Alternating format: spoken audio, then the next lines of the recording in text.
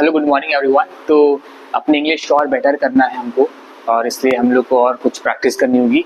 तो कुछ मैंने आज वर्ड्स लिखे हुए हैं आपके सामने, ये आपकी वोकैबुलरी को थोड़ा और बढ़ाएंगे। अगर आप बहुत नए हैं इंग्लिश में तो ये वर्ड्स आपके बहुत काम आने वाले हैं। तो मैं आपके लिए कुछ यहाँ पर वर्ड्स लिखे हैं जिनको हम लोग अपनी वोकैबुलरी को स्ट्रॉन्ग करने के लिए काम करने वाले हैं। तो पहला वर्ड है न्यूमरस। क्या आपको इसका मतलब पता है? इसका मतलब होता है मतलब अच्छा खासा, अमाउंट में ज़्यादा हो, न्यूमरस ढेर सारा हो, तो वो होता है न्यूमरस। क्वाइट क्या है? क्वाइट मतलब होता है जब आप किसी चीज़ की बात कर रहे हो कि अरे ये तो काफ़ी हद तक है, तो क्वाइट एक तरह से हम लोग फेयरली, फेयर मतलब अच्छा हद तक है ना। जैसे आपको पैसा मिल गया, अच्छा आपने कुछ काम किया, आपको उसके अच्छे पैसे मिल रहे हैं, तो आप you are earning a fair amount, है ना। तो ठीक ठाक मिल रहा है, तो वो ठीक ठाक वाला वर्ड है फेयर, क्वाइट बोलते हैं इसको। इसको अपने वोकैबुलरी में वर्ड्स दोनों को लाइए और बोलना शुरू करिए। थर्ड है ऑब्लिगेटरी वर्ड है। तो ऑब्लिगेटरी का मतलब है compulsory, that's obligatory for you, है ना। मतलब आप बाद हैं उस चीज़ के, कंपल्सरी एग्जैक्टली नहीं बैठ रहा है बट आप उसके बाद हैं, ऑब्लाइज्ड है, आपको करना होगा, ऑब्लिगेटरी आपके लिए। तो वो वर्ड है ये ऑब्लिगेटरी, तो इसका भी इस्तेमाल कर सकते हैं। Fourth incidentally.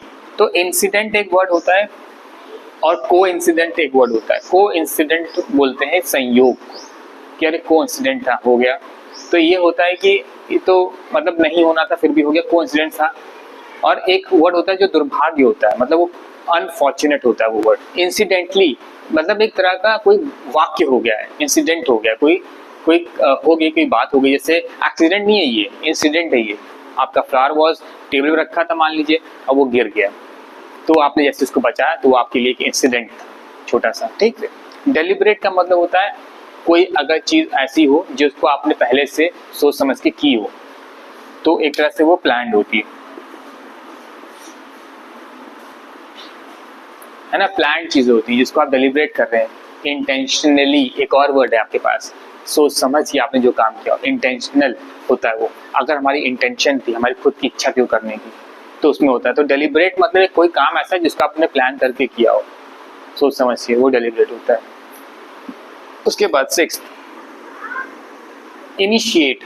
ऐसा वर्ड है जो शुरुआत करता है किसी की।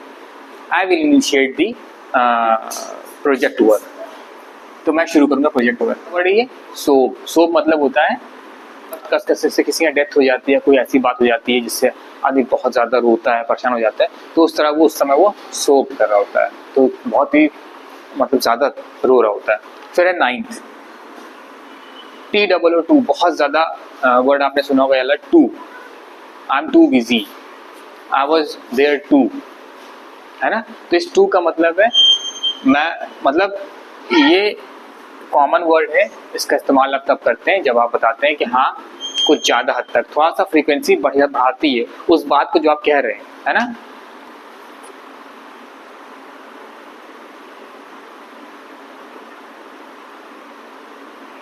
तो increase frequency of the meaning of the sentence. तो जब भी सेंटेंस में बोलना है और आपको बताना है उसमें कुछ ज़्यादा हुआ, तो आप वहाँ पर टू लगा देंगे। जैसे मैंने बहुत ज़्यादा खाना खा लिया है, आई एट टू मच, तो ये टू आएगा, और TO वाला टू नहीं आएगा, वो ये टू आएगा, टू मच फूड, बहुत ज़्यादा खा लिया है। एडहर्ट, एडहर्ट अगर डी नहीं होता तो बोलते एडहर्ट, और डी है तो बोलेंगे एडहर्ट। ये वैसा वर्ड होता है जैसे आप समझिए कोई आपके साथ जुड़ा व्यक्ति और वो आपका ही बन के रह गया, आपका वफादार, तो वो एडहर हो गया आपका, एडहर्ट। उसके लिए हम एडहर्ट वर्ड का इस्तेमाल करते हैं। स्टक हो जाता है आपके साथ, स्टक आउट। तो आप लोग जैसा देख सकते हैं ये पूरे वर्ड्स के कैसे आप इसको ग्रामर में रख सकते हैं वो मैंने लिखे हैं यहाँ पर। जैसे न्यूमरस एक एडजेक्टिव है, इंसिडेंटली एक एडवर्ब है, टू एक एडवर्ब है, अडहर एक वर्ब है। तो ऐसे हम चीज़ों को रख सकते हैं। बट ये जो ब्लैक में जितना भी लिखा हुआ है ये आप डायरेक्टली यूज़ करना शुरू करिए इसकी मीनिंग के हिसाब से, और आपकी इंग्लिश और बेटर ही होगी। तो आप इसको नोट डाउन कर लीजिए।